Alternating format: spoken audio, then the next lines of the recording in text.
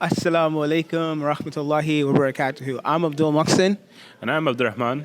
and today on my channel, what we're going to do is we're going to jump right into the video and I'm going to ask him a few questions. As you guys already know from the previous video, he used to work in the job recruitment, job specialist sector. So he's going to have the answers for us. Let's jump right in. So, one thing that I wanted to just get straight into is that, like, all right, I've been here in Dubai for 9 months. I Yeah. came here on the freelance visa, Yep. and I don't have a job yet. Like, I don't have a job yet. I have had little small temporary jobs and things like that, but I haven't secured like a safe job. Is it my fault that I haven't nailed a job? Is there maybe something that I'm doing wrong, or could you give some like advice or shine a little bit of light on certain things that someone should consider maybe that they're doing wrong if they haven't got a job in 9 months of being here in Dubai? Sure. Just going to start with the first question. What's your strategy been like? My strategy has been like, all right, so my background for like searching for a job is that I used to like focus on videography. So I have a videography degree, but also I do YouTube and things like that. So I've been only searching for jobs in sectors for video. Yeah. But I have skills in like, social media, content creating, videography skills, or anything else, like many different things that I have skills in. But as far as degree, it's only in videography. So Yeah. I've been only looking for jobs that like videography stuff. Like I don't want to put music in videos. So I like reject jobs because of that and stuff, because of like Sure. religious purposes and stuff like that. So Yep. what would you say, like, with Yeah, that? sure. You mentioned a few points here, which is all about your extra skills that is outside of your degree of videography. Yeah. Do you have them in your, in your CV, first of all, or your portfolio that you give out to clients, right? That's basically, let's just put it that way. If you know something about yourself and you are proud of that, and maybe people around you know about that fact as well, and you've not mentioned in your CV, that's a big problem because that's critical. Like it can be any life skill for a matter of fact. It's just that people, when let's say if you're looking for a content manager job or a social media manager job, people aren't looking for your job description saying, okay, I've done A, B, C, D, E. No, they want to see some words. They want to see some keywords, right? And they want to see, okay, I created my own YouTube channel, or I had these many followers, or these are the type of contents I created, or I created these types of formats. People want to hear that because this job market, you need to stand out, right? And how can you stand out? There's just a few things. It will all depend on how different are you from the others, right? And the only way to distinguish that from your CV or from anything else is what's your own personal experience been like, right? What's your life story? And to put it simply, your life story should be on your CV, basically.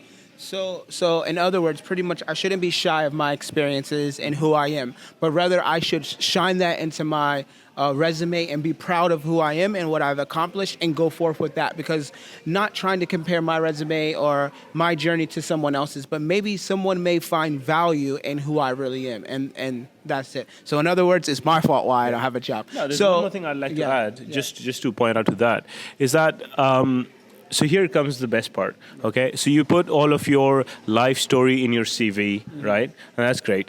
But guess what happens? When you go in for interviews, and let's just say if you've written someone else's story, or if you wanted to be so professional that you've ended up writing a generic job description from the internet or something like that, or even copied someone else's, not just saying there's no one to blame here, but let's just say you've put a generic model in. Yeah. The issue with that is you can back off nothing when people cross-question you in the interviews, right? And what's more believable? So, example, you will have one lie put in your CV, then you'll have to cover up with something else and cover up with something else, and things will never look original. But if it's been your own story, like if I have a story of my own, I can talk about it from 15 different angles and give 15 different perspectives because it is my true original story. And believe me, people buy from people, and that's where if you've talked about yourself and if people like your story, they will buy it from you. And if they buy it from you, you have a job. Yeah. All right. With that, I want to transition into like another question. So another question that I have is like, which engines do I use to search for this job? as someone who has no idea, like I've been just going on Dubizzle. I have a LinkedIn, but it's not like I don't really enjoy going on there. I'm not really that type of person. I find LinkedIn to be more like university based Yep. or super duper professional, and that's not me. So like, what job engine searches would you suggest? Yeah, there's a few common ones around here. So you've got Bates.com, which is BAYT.com. That's the most popular job search portal around here, and I've been using that extensively to find candidates for different jobs, and that was in my previous role. There's another good place which is called GulfTalent.com. And that's a good spot to be in as well.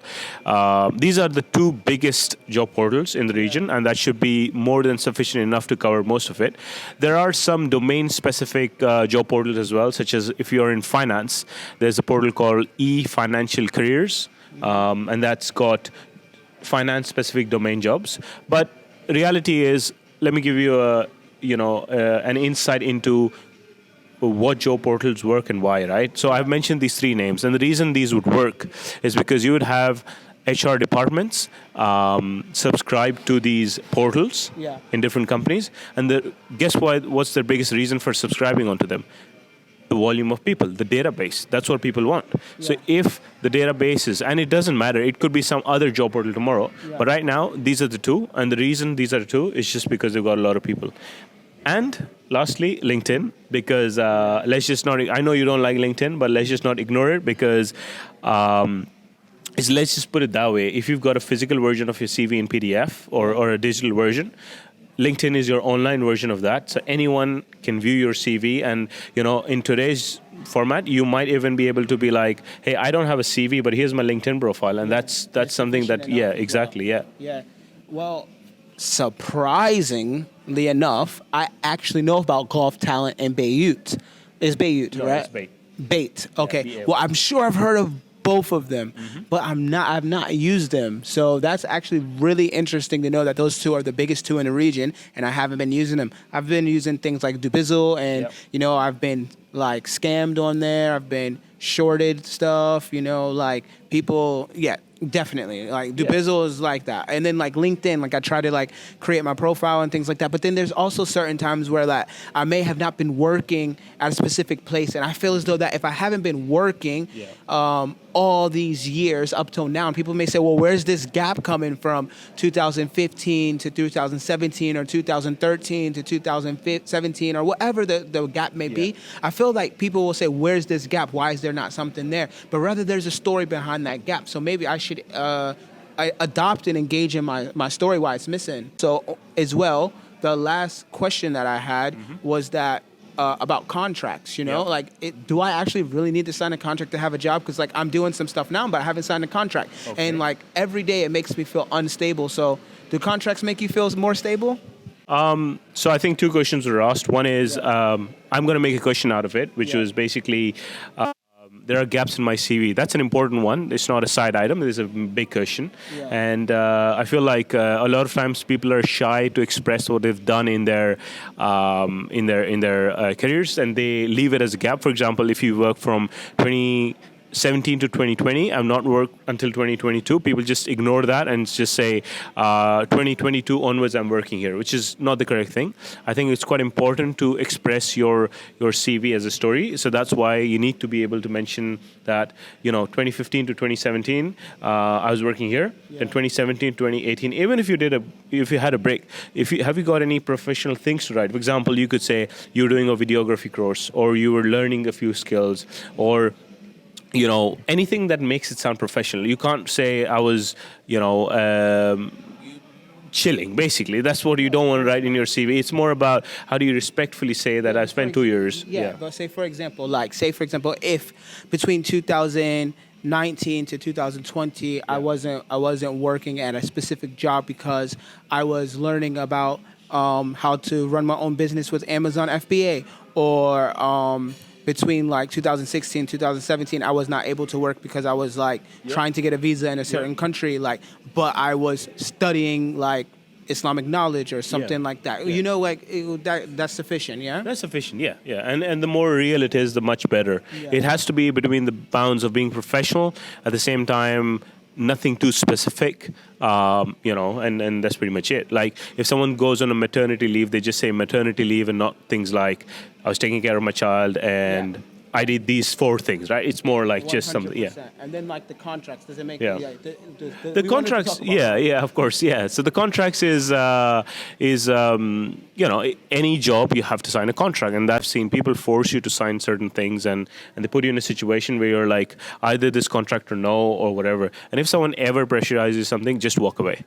Like believe me, it is better to walk away than being trapped into a certain situation. And the reason is, okay, let's say its reality is this: you have a job in hand and you see the contract, Yeah. and you have certain conditions, and they're like, oh, sign it by tomorrow, but then you have questions and they say, no, we'll address your questions after you sign the contract. Yeah, but I Do think not. I think that's like Okay. two totally different, like not extremes, but two totally different things. There's like one where they don't mention a contract at all, and Yeah. like they totally avoid it, Yeah. and then there's one where they like pressurize you into it. So pretty much like you're saying, the solution would be to find a middle course where it's like it's right to like get it done, and it's better to do it, right? Yeah, that is true. But you know what? No matter what, you can always force people to give you a contract and something like that.